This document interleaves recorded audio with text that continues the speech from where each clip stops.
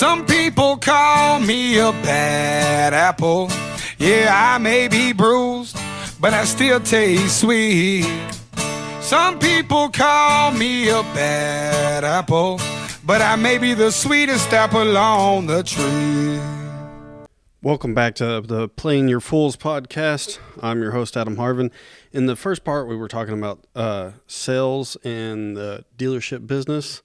This time, I'm going to be talking about parts and service a little bit. I'm going to start with parts since it's fairly straightforward and pretty simple. I did spend quite a bit of time as a parts manager. And the way I got my start as a parts manager is I was actually a Sea-Doo and Can-Am technician. And when I was a service advisor before that, I learned Lightspeed and learned to do more than just my job in Lightspeed. So anytime I would go to pull apart or anything like that, I would pay attention to what the parts guys were doing and have them actually teach me how to do their job as well as mine.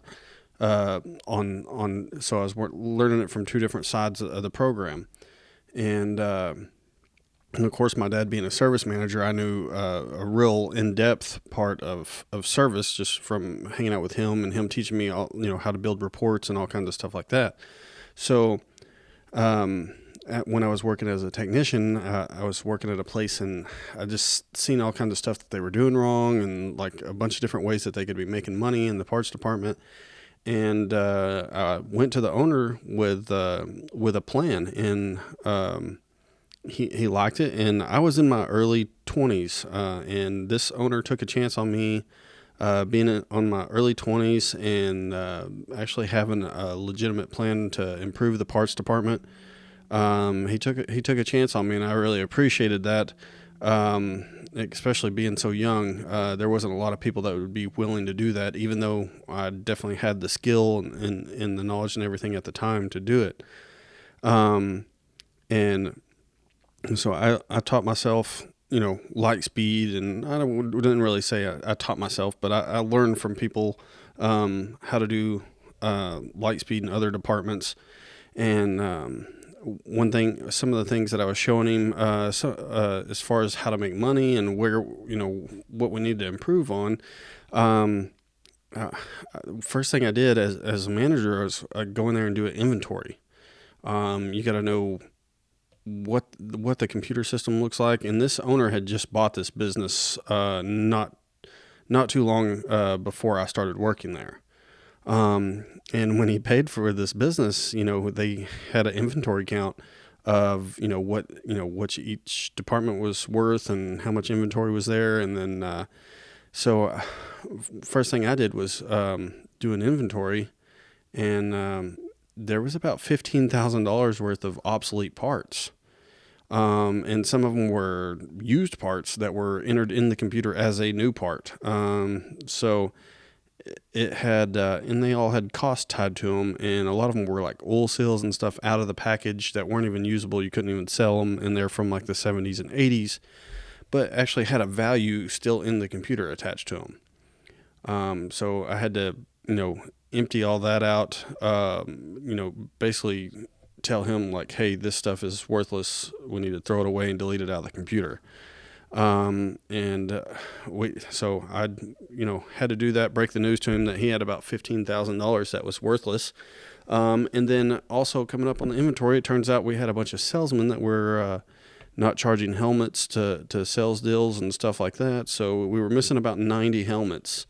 And this place had done inventories every year and somehow not caught this stuff. And me being in my early 20s, just being, I guess, super anal about numbers and paying attention to these things, I somehow was the one that caught this stuff. And I think it's just, there's a lot of people that go into work just to have a job and collect a paycheck. And that's never been me. I've always wanted to be the best at my job and it just be really good and know almost everything about not only my job, but everybody else's job around me. So that actually helped me, going through and getting a good start as a parts manager. And one thing one thing that's I noticed being a parts manager, it's really important, especially on the motorcycle side, as far as like knowing your products and your resources. I had some employees that I would notice, like someone would come in looking for a part or something, and they might flip through, one book or one of your resources and be like, I don't have it, I can't find it, don't know what you're talking about, can't get it.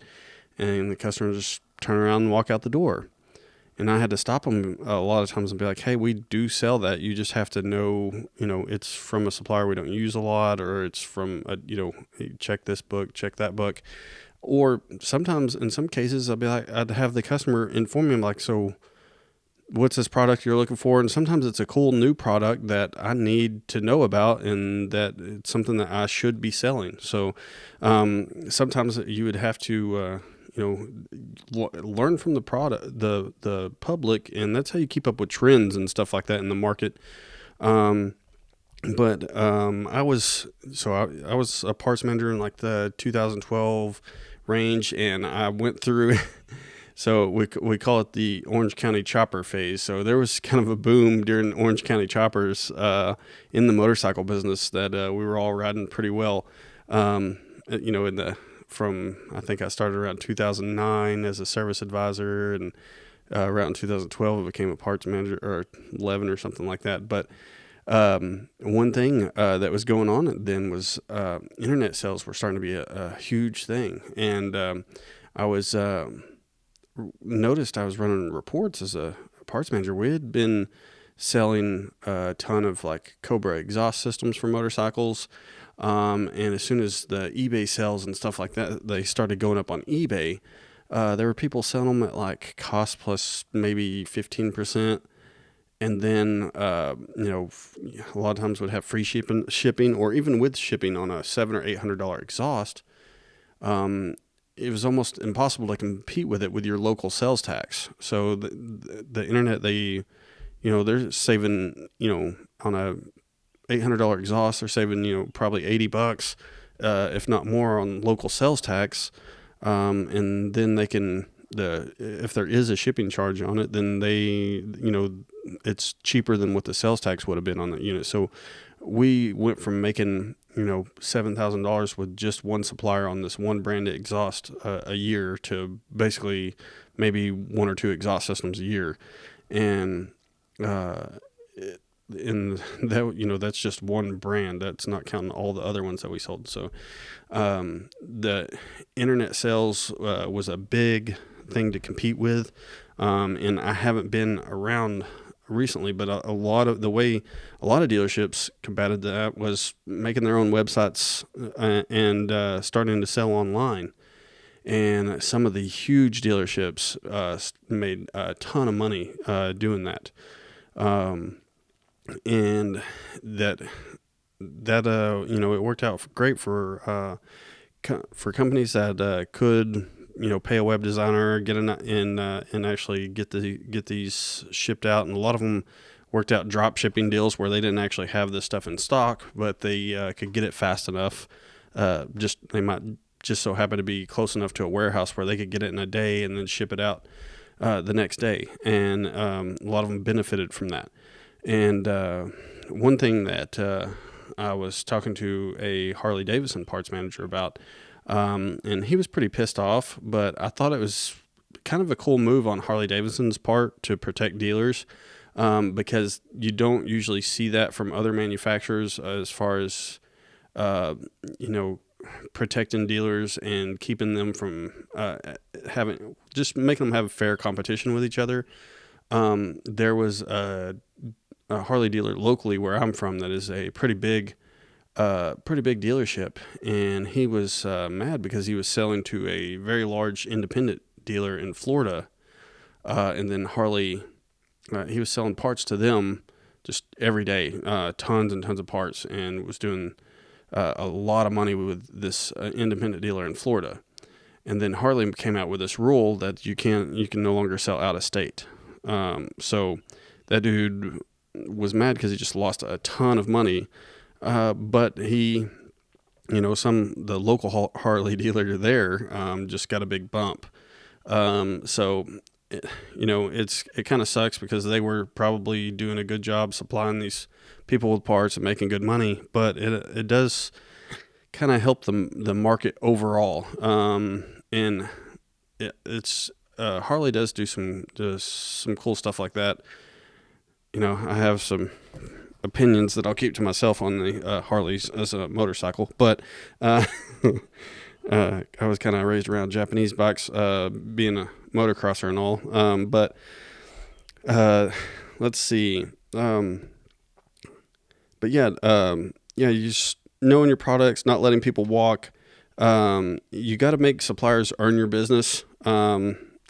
Like I was always really good with numbers, and I would always sit there and calculate everything and always look for a better deal.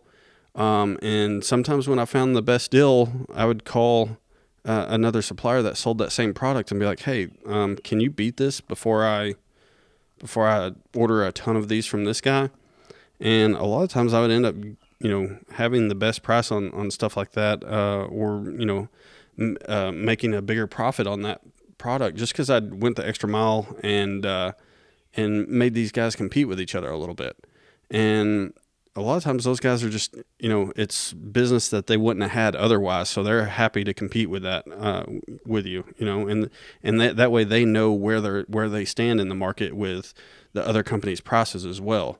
So, that is one important aspect of being a parts manager.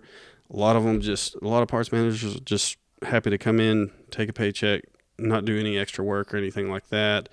And, just consider everything it is what it is. And I'm just, owners need to look out for that stuff. And I can see where over time, maybe the job wears on you and you might not be that interested in it anymore or whatever. But just got to keep out for stuff like that. And let's see. But and of course these huge dealers like I was talking about, a lot of times they buy at they get better margins on everything because they are doing such huge volumes. Like I said, in the sales side, when they're trying to hit a sales goal and not really a profit goal, as far as the amount of units sold, not really the amount of money made off of each unit. So that gives them a lot more purchasing power in the parts department as well. And then you have more units sold, the more likely you are to have units come back to your service department for service. So it actually helps the business all around. That's pretty much all I have as far as parts go, but I do want to talk a little bit about of some scams that I've come across, and some of them do have to do with the parts department. One thing is you need oversight in your business, and there's the owners. A lot of times the owners have never done the jobs same thing. General managers. A lot of them these days, especially these days, you get people that are coming straight out of college with a business degree and get in a management position, and they're managing people that they've never done their jobs before. So it's easy to scam your manager when he's never done your job before and doesn't know how it's actually supposed to be done. He's basically just looking at overall numbers and marketing strategies and stuff like that. It makes a huge difference if you've actually done that job before or have paid close enough attention to that job and how it's supposed to be done, to whether whether they're scamming you or not, or whether they're doing a good job. So I've seen a few things like this as a parts manager. I've came across, issues where, some employees would buy something at their employee discount and then return that product as a cash customer, or under a random customer, and they would just basically be taking the difference, depending on the size of the product, could be quite a bit, but they would just take the difference out of the cash register, and it looks legit on the in the computer system. It doesn't really raise any flags or anything like that. And the owners, the people in accounting and stuff like that might not ever even pay attention. And a lot of times they're doing, I noticed some of the places I worked at would just do match purchase orders to credit cards, as the monthly statement. They wouldn't do it for each purchase. They would just, as long as the monthly amount was pretty close, they didn't really check into it very much. So there's a lot of things where I was like, shouldn't somebody be? I was like, look, I'm not ripping you off, but I would like for you to check me just so you know that I'm not, because it does happen. And there's a lot of different ways. I mean, you're just, as far as it goes in those computers, you're just moving numbers around. And if there's not any oversight, it's really easy to do. And I've worked at places where the owner has no idea how to do that. And I've worked at places where the owner watches every single purchase order, every repair order, and he looks at every little penny going through there. And at the time, it was pretty annoying because he would always have questions, and he'd come back with little red marks on repair orders and stuff like that, and asking all these questions. And but once I worked at different places and saw how necessary that was, because you're just letting money go out the door when you're not paying attention to the stuff like that. And I really respected it later on when I actually figured that out, how easy it was to scam some of these places. Not that I would, but for other employees to do it. I wanted to get into the service part. Like I said, I have the most experience at dealerships as a service advisor. Started as a service writer when I was 19 at a motorcycle dealership. And then, the last, 4 or 5 years, that I was in the dealership business, I was working as a service advisor in the car dealerships, mostly Chevy. And, the one thing I want to talk about is, like we did a part in sales for new salesmen, I feel like I should do one for new service advisors, because that is a enticing job for a lot of people when you see how much money service advisors make, especially when you hear people bragging about it. You typically have, one or two at a big dealership. You might have one or two salesmen that are making between 80 and 100,000, maybe 60 to 80, something like that. But and it sounds good. And sometimes you have we've seen like maybe they're struggling to sell cars, but they might have a little bit of technical ability, and they'll come over and try to be a service advisor from a salesman. Or a lot of times it's managers or owners will get their buddies service advisor jobs just because it seems to pay well. But the thing is, you got to be good at the job for it to pay well. Most service advisor jobs, you get paid $0 for showing up to work. Almost every situation I've been in as a service advisor in the car dealership business, it was zero salary, $0 per hour.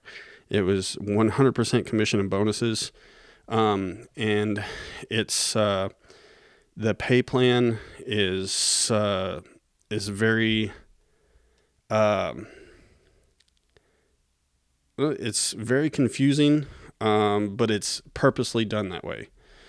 So on the pay plan, technicians get paid flat labor rates. So whatever, however long it takes them to do that job, they get paid whatever that the warranty labor says, or whatever is quoted typically on a job. Whether it takes them 4 hours or 1 hour, if that job pays an hour and a half, they get paid the hour and a half. And the service advisors are the same way. They get paid off of what that technician produces. Now, as a service advisor, it's on a sliding scale. So if you make, say, if you sold like $100,000 in parts in service for a month, then how you got there is going to determine how much money you make, because it's on a sliding scale of hours per RO.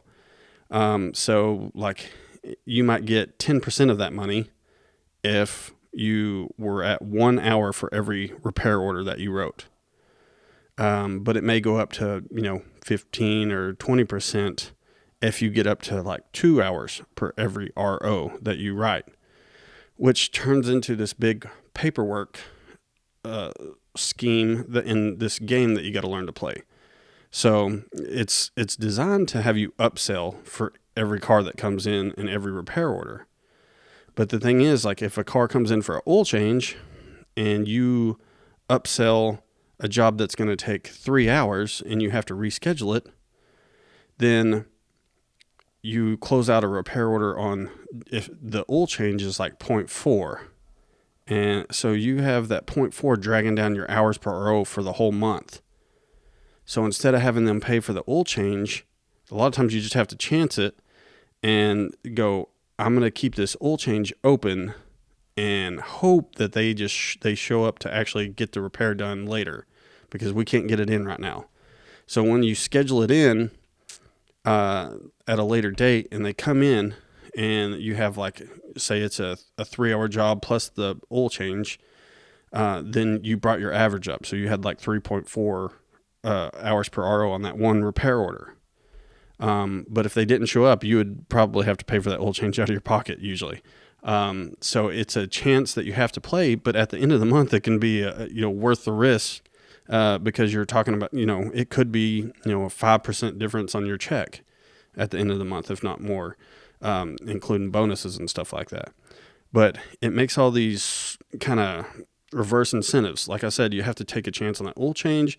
If somebody comes in and just wants a light bulb replaced, service advisors will run. They don't want to help that person, because just that one, maybe 0.2, 0.1 replacing of a light bulb can cost them tons of money at the end of the month. If it just gets them below that, just 0.1, on your hours per RO for the month. Just that one little light bulb change could really mess up your paycheck. And it's a ridiculous pay plan, to give to, it's supposed to be there to incentivize people, but it has some negative incentives as well. And I don't know why service managers have stuck with this program. It definitely gets them out of, I actually do know why. It gets them out of paying what you should get paid. But you end up spending a lot of time and energy on just working the system, working the computer, and working the pay plan, which it's ridiculous. It should be a straightforward job. Just sell this much, you get paid this much, or you're at work this much and you get paid this much. It's not, it shouldn't be all these loopholes and all these hoops that you have to jump through.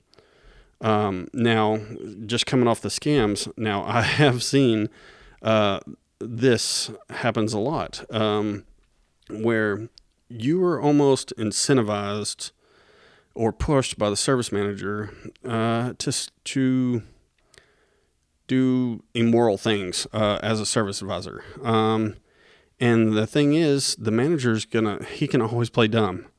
So he wants you to do these little scams and stuff like that, upsells, questionable upsells, all this stuff.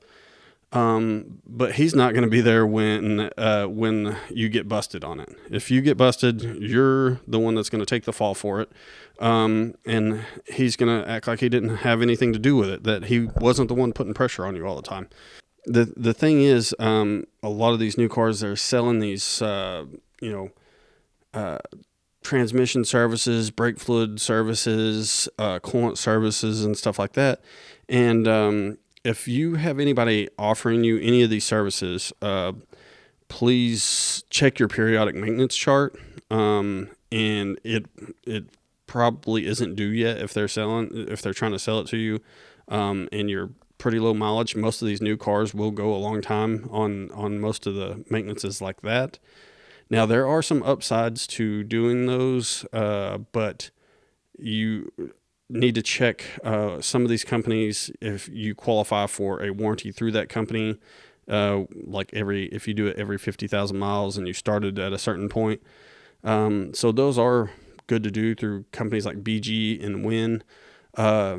Like if you do one every 50,000 miles on a transmission, and your transmission goes bad, they'll cover, if you've been doing it since 50,000 miles, they'll cover a whole new transmission. And I've had them do it. So there is benefits to it, but, and then, like I said, these direct injected engines do need fuel injection services probably every 15 to 30,000 miles, which sucks, because they're typically $150 or something. But you have to watch what they're selling you and whether it actually works or not, because sometimes they will sell you one that you don't need. I've seen people sell power steering flushes to cars with electric power steering. Another thing that they do incentives-wise is the CSI program, like we talked about in sales. Customer satisfaction surveys, they still, they're a really big deal in the service department.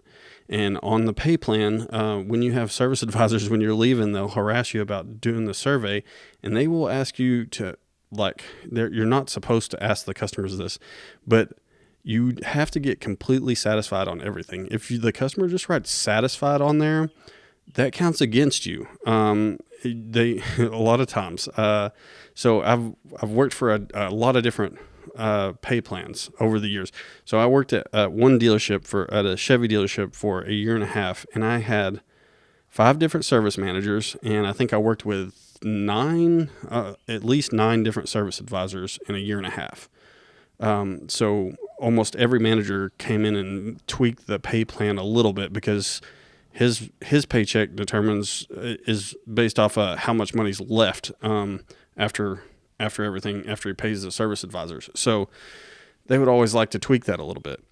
But one way they'd tweak it is the customer, the CSI. And when I first started, it was either if you're above region on your surveys, which usually is like somewhere in the low 80s.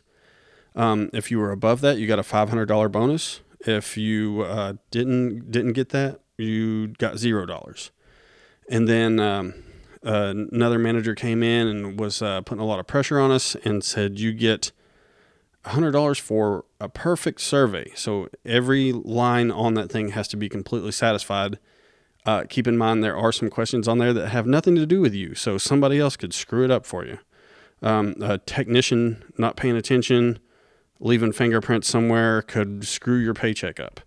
So every line on that questionnaire has to be completely satisfied, which is a stupid question, and you would get a $100 bonus for that. Anything less than completely satisfied on every one, you got a negative $50 on your check. So you would actually subtract money for each bad survey you got. And there's been different variations of those tied to those surveys, and those surveys are almost completely out of your hands. It affects your paycheck, but it relies on the porters, the mechanic, the manager, everybody that person comes in contact with. Even the secret shoppers one. Sometimes you get a bad secret shopper survey, and some of the questions are, what does the dealership look like from the outside as you're approaching it? Are the signs visible? And that has nothing to do with the service advisor. It has to do with the owner. So, and you're the one getting the negative marks for it. So it puts a lot of pressure and a lot of stress on that job that is not necessary. You should just be doing a good job on your own as a service advisor. You don't need all this outside influence marketing schemes, and it is just a way to keep the manufacturer to keep a thumb on the dealership and kind of force them to do the things that they want them to do. But it has some real negative side effects, especially with the morale of everybody at the dealership. Those surveys kill the morale of your dealership. And it's hilarious because Chevrolet, when you do a lot of the training courses and stuff, they mention they're real big on the Disney. I forget what they call it, but it's like a Disney motto. And then I believe it's Hilton or something like. There's one of the big fancy hotel chains also is involved in this program, but it's, it has a lot of, if you're within 6 feet of somebody, say hi. And then, a lot of stuff, as far as just being nice, smiling and stuff like that. And the managers all preach that. But then if you watch the training videos, there's also some parts in the training videos for the managers that talk about treating your employees nice and some of the nice things you can do for your employees, like putting the Coke machines in the employees' break room at, like, I think Disney pays for 50% of everything that you buy at them, or some places put them down to cost, and they don't listen to any of those suggestions from Disney about making the workplace better for the employees. But they sure as hell push a lot of the stuff that they like, and it's really a lot of looks. But it's the whole saying hi to everybody within 10 feet or anything like that is really good in theory.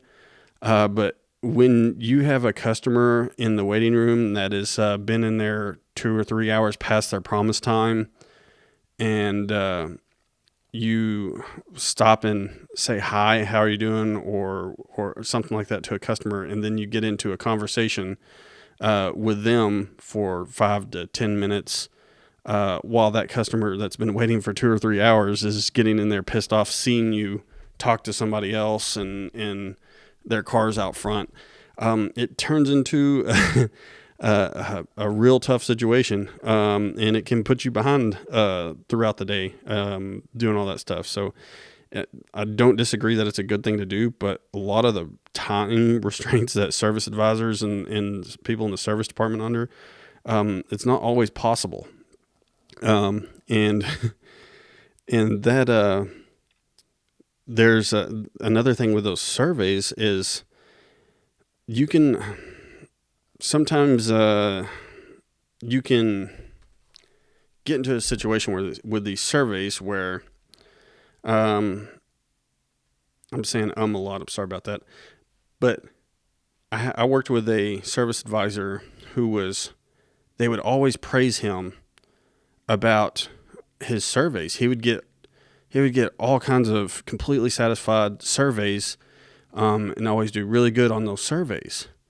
But he didn't do a whole lot. His wife made a lot of money, and he didn't really care if he had a huge paycheck or not.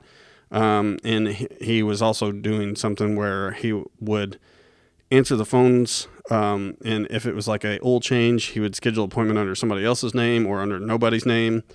But if it was a wrecker, he would call dibs on the car coming in with an engine problem or some serious problem on a wrecker.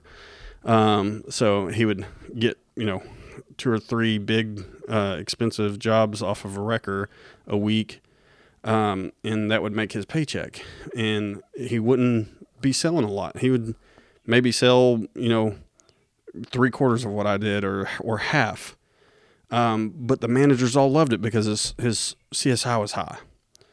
And then on the other end, we had a guy who was doing a lot of questionable things. This guy had gotten a DWI, so he wasn't allowed to drive the vehicles. So we had to hire a porter just for him to go and park his cars because he wasn't allowed to drive, which allowed him to answer more phone calls than the other service advisors, help more people walking in. So he could field a lot of those, and it helped get his volume up a little bit. But then he was doing other things, like if the vehicle, he would look and see if the vehicle had extended warranty on it when it came in. before the before the technician made any suggestions, he'd be like, go make sure the ball joints and control arms are, make sure those things have slack in them, and if it had an extended warranty, he'd sell, control arms and stuff like that on a Silverado, whether it needed them or not. And he got real good at that. And then a lot of the times he would get a technician, and he would tell the technician, and be like, look, I'll give you extra 0.1 or 0.2 if you put mine in front of the other service advisors. I'll pay you a little extra. And he would get 2 cars done to one of mine because the mechanic is putting his stuff in front of mine. And so that's an issue with scheduling and not having a service manager that or a shop foreman that's watching for these things.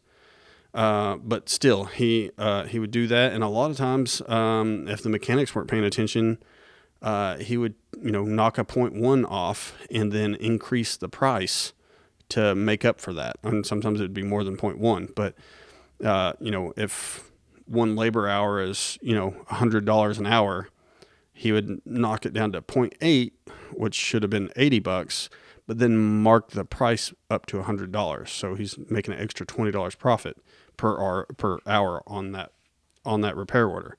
And over a month of time of doing that, it would add up. So this guy would get praised from the managers because he is selling more than everybody. He was as far as numbers go, he's doing the best of anybody there, but he was doing things that I would not do just because I wouldn't feel right about it. And I definitely wouldn't want to get caught doing things like that by the mechanic or the customer.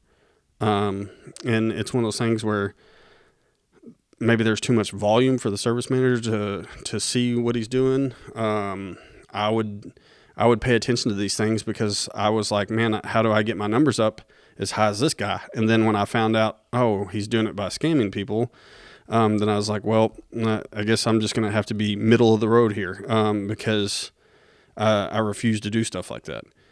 And that's the thing, like just being good at your job. I brought this up on our police episode, but just being good at your job is not going to get you anywhere anymore. It's the guy that's scamming people in the police one I was saying, it's the cop that's putting planting drugs on people is the one that gets promotions because his numbers look good to management. It's the same thing. It's the service advisor that is scamming people and scamming the mechanics, scamming the customers. That's the one who looks the best on paper. He's not the most honest and not making an honest living a lot of times, but he's going to look good on paper. And even the guy that is doing really good on customer surveys and not selling very much, he kind of looks good on paper because he's getting those good surveys and getting the bonus money. But he's doing, a lot less than what you are. And that is kind of one of the things that made me want to get out of the business. And one thing I wanted to bring up too, like they do, I mentioned the periodic maintenance chart. When you pull up on a service drive, they're going to do a service advisor will do a walk around. One thing about the walk around is they're inspecting your vehicle for any damage to cover their own ass, because believe it or not, some people will come in and claim that the service department scratched their car and get their car painted or get a scratch fix for free. So you have to mark any damage to the vehicle, which sometimes if you don't catch that damage, they still bite you in the butt. So they're doing that. They're looking for anything like tires, wipers, brake lights, all this stuff to upsell you. Which, some of that stuff is not bad. You definitely need to have that stuff checked. You don't want to bring it in for service and then get a ticket right afterwards for a brake light out or something like that. So they'll do the write up, and then one of the jobs is getting complaints for breakdowns or anything like that. And one thing that I think is interesting that I picked up from the motorcycles, I've done training as a service advisor, service manager for motorcycles and for car dealerships. And one big thing that was the Japanese motorcycle companies would push is the language you use. And one of the things is when you bring it in, when they bring it in and they're questioning a sound, you don't refer to that sound as a noise. So if the customer comes in saying I'm hearing this noise, you don't say, you repeat sound. So where's this sound? All right. Sorry about that. Got to interrupt it again. But they were very specific about the language they wanted you to use.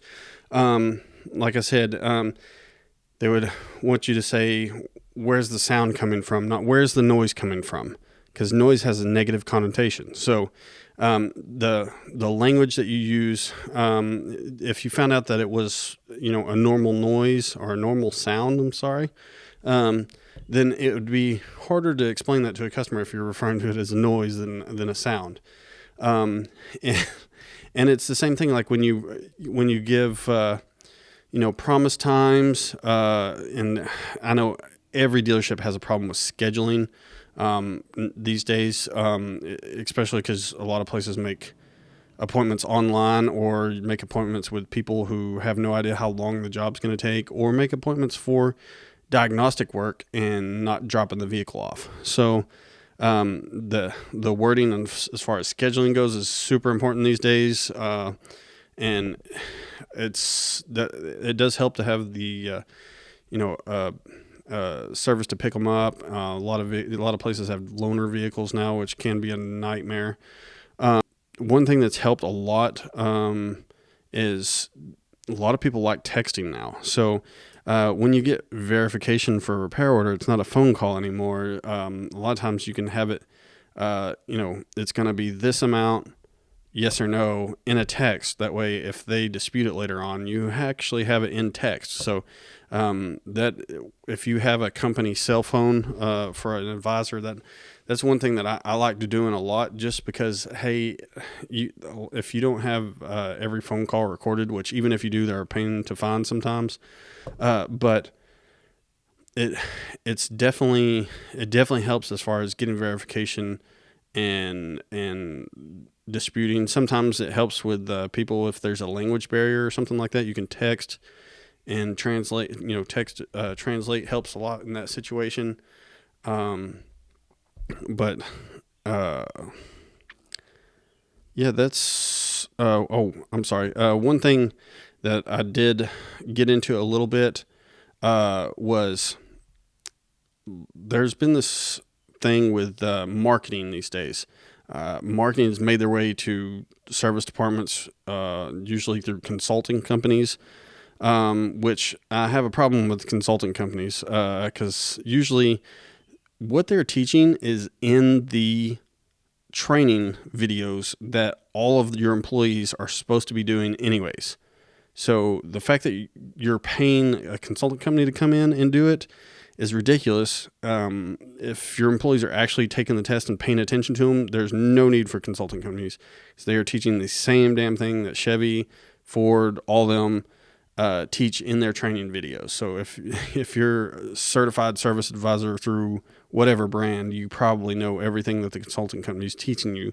They're just holding you to it and showing up, and that's what the service manager should be doing. He should be holding you to that standard. You shouldn't have to pay $4,000 a month for some dude that shows up once a week and checks everything.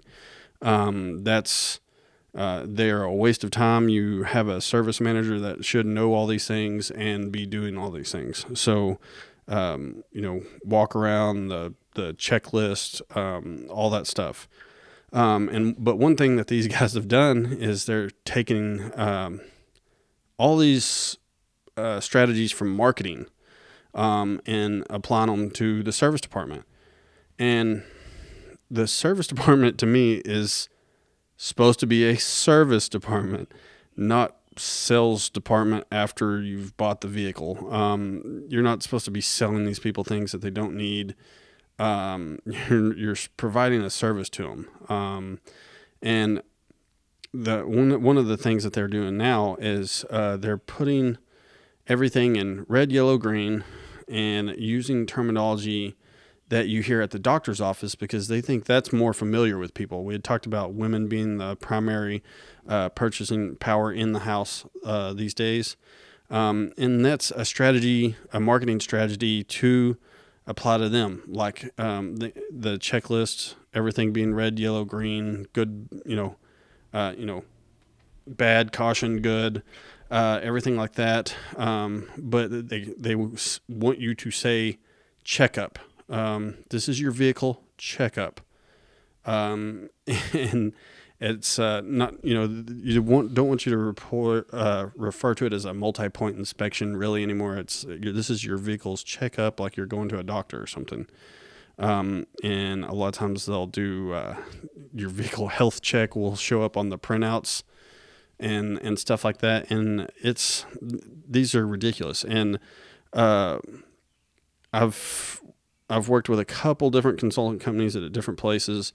And ultimately, it was a consulting company that made me decide not to be a service advisor anymore. And what they did was they came in and they were charging the owner about $4,000 a month. First thing they did was come in, change the pay plan, and cut all the service advisors' pay in half.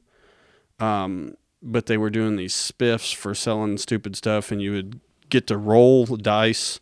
And whatever you rolled on the dice, you would get $1 for each dot on the dice that you rolled. And they would do it every morning. If you didn't show up on time, which was 30 minutes before our actual on time, they would have this meeting where you rolled the dice.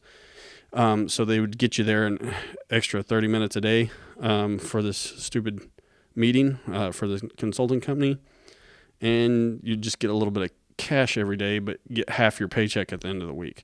So it was a pretty stupid setup, and it was a big reason I got out of the business. But one thing that they did was they give you a personality test as part of your employee evaluation, and it was pretty funny how they did the personality test. I was working with two other service advisors.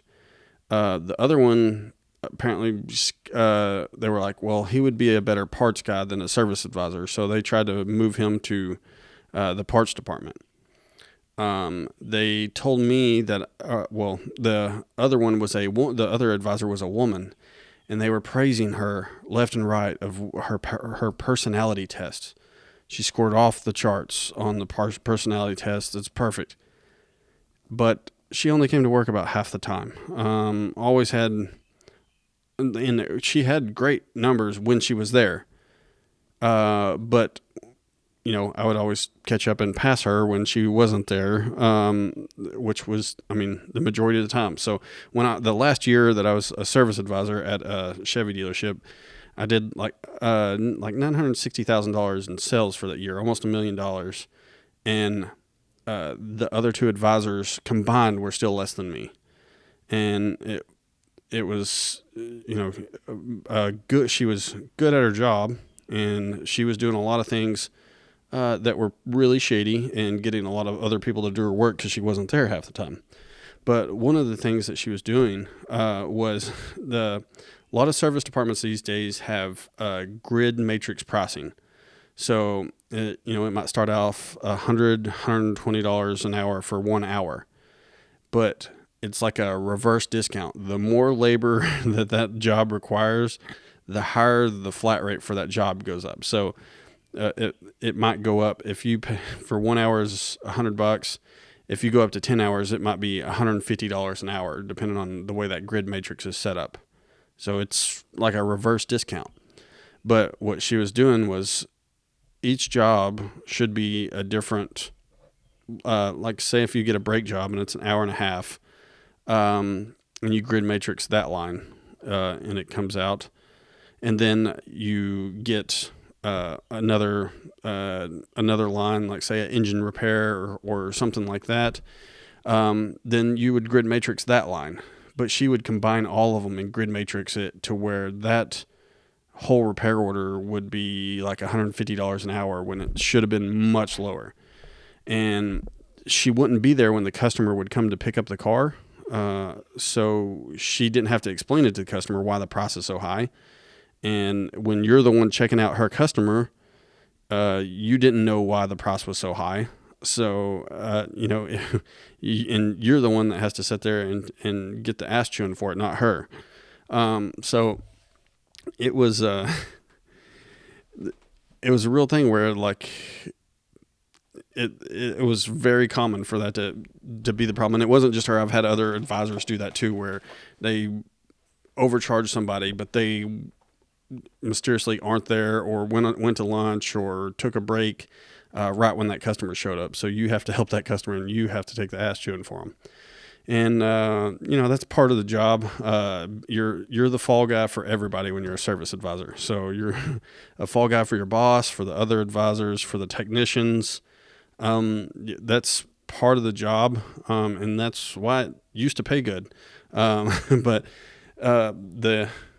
the consulting companies came in and really done a number on these. I mean, they pay you, the owner of your company is paying them a ton of money to lower your pay. And they always tell you can potentially make more money than you are right now with this pay plan, but it never works out that way. And if it does, if you, months into it, if you figure out how to work that pay plan to where you are making more money than you were, they'll change it on you. They will absolutely change it on you. And so when they did that personality test, and of course they were praising her, and then I was what they told me in the meeting was, look, you're obviously good at this job. You're selling more than the other advisors and everything, but you're probably not happy doing this job. It's like if you're doing this job with your personality, you're probably having to fake it a lot. And I was like, well, that seems pretty damn accurate. I've always felt more comfortable as a parts manager than a service advisor. I'm better with numbers and computers than with people. So I was like, yeah, it makes sense. But it really kind of ate at me, and I was like, well, I think I have to get out of the dealership business, and that was kind of one of the things that made me do it. And that and a lot of these dealerships are getting bought out left and right. You're constantly under rumors. You're constantly hearing rumors that your dealership's getting bought these days. And it happened to me two times. I worked at one place. I went to an RV place, worked there for 3 days, and they called us into a meeting and said that we were getting bought out my third day on the job. And I was, of course, in a panic because I went for a whole year under a Chevy dealership where the rumor was we're getting bought out the whole time. And they kept saying, we're not getting bought out. We're not getting bought out. And then like a month after I ended up leaving that place, they ended up getting bought out. So, and then the whole time I was at the next Chevy dealership, they were under rumors of that they're trying to sell, but nobody was interested. Or they wanted too much for it. So it just, it was just a real rough situation to be in. And like I said, a lot of times these managers, you get into situations where it's an owner's friend or somebody came in with a business degree and got the job off of that and don't know how to do the jobs of a service advisor or a technician. And one of the things that you run into with technicians is one thing is you have to just be honest with the customer and the technician. And I've seen advisors try to force them like, hey, I need this done in an hour, get it done. And the tech, a lot of time, whether it be on purpose or just not going to happen either way, it won't get done. But I always made a habit of going back, realistically, when is this going to get done so I can go tell this customer I need to either get them a ride home, get them a loaner vehicle, rental, something if it's going to take much longer. And you're better off biting the bullet right up front than wait until the customer's been there for 2 or 3 hours and then trying to do something about it. And I've been fortunate enough to work around a few different ATECs. And when I say ATECs, these guys are like world-class technicians, and they blew every other technician in that building out of the water without doing a lot of shady stuff. And it helps when you're specific to one brand. One guy was a Cadillac guy, the other one was a Chevy guy, and the Chevy guy was very good with diesels. So those guys were blowing all the other techs out of the water. And that helps as a service advisor with your scheduling, which scheduling is the biggest part. And we would always get in trouble for giving these ATECs what they refer to as gravy work.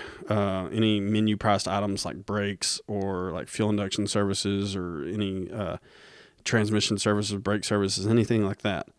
But their problem is like, so that guy might be making $25 per hour when you could have give it to a guy a couple bays down that makes $15 an hour, and the company would have made more money. And they would be right if it took them both an hour to do the job, but that ATEC does it in half the time, if not more. And a lot of times you can, if the customer's in for oil change and you go into the waiting room and say, hey, you need a fuel induction service, it's going to take an hour to hour and a half, and I can get it done right now. A lot of times they'll say yes. But if you go in there and you say, hey, you need a fuel induction service, it's going to be two and a half, maybe 3 hours to get it done. That might be the difference in them saying yes and no.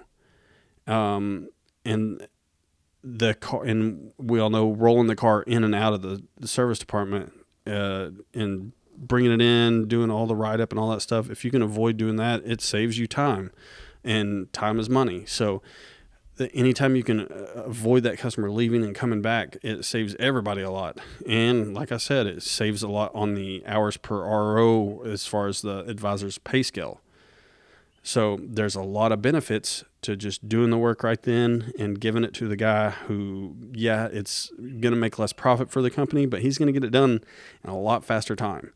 And that's one big thing you'll hear service managers talk about, and the owners will talk about, and it's one of those things that's ridiculous. I don't see how they don't see the problem with it. They hire these C-techs and hoping that they're gonna do a good job, but then don't have anybody to teach them or oversee them correctly, and they're more likely to have comebacks. So I've seen one C-tech do a transmission job, a transmission service, take 2 or 3 like 2 hours extra to do the job, and then when the customer picked it up, we had to get a wrecker to go get him about 10 miles down the road because the transmission line wasn't hooked up correctly, and we had to put a new transmission in it. So trying to save $10 here or there at the dealership ended up costing us like $1,500, $2,000 to repair a transmission. And it's, that's on the service manager and the owner for pulling shit like that. And it's, but they have to see it more than the whole picture of scheduling, making the customer happy and making money, not just the part that they see on the paper, just the profit that they see on the paper. I don't know if anybody's still listening to this podcast by now. I think I've covered pretty much everything that I can think of right now. I probably did a horrible job on this, but I kind of wanted to get it out and just kind of have a conversation, maybe educate some people about some of the things that go on in dealerships, and maybe I help some people out when they're bringing their car into service, or some help get some service employees that can't talk about these things because they actually still work in the dealership industry. Say that stuff out loud, because that's one thing that I'm out of the business, so I can say these things. And hopefully, I'm an aspiring comedian. It's probably not going to work out, but I'm shooting for it. And so I'm putting all my eggs in that basket and not having to go back to the dealership business. So Hopefully I'm saying this stuff for the people that still work in there and have to put up with it, and hopefully I'll help people make some better decisions when they go into the service department to have repairs done or when they're purchasing a new car. So that being said, you've been watching the Playing Your Fools podcast. We'll see you next time.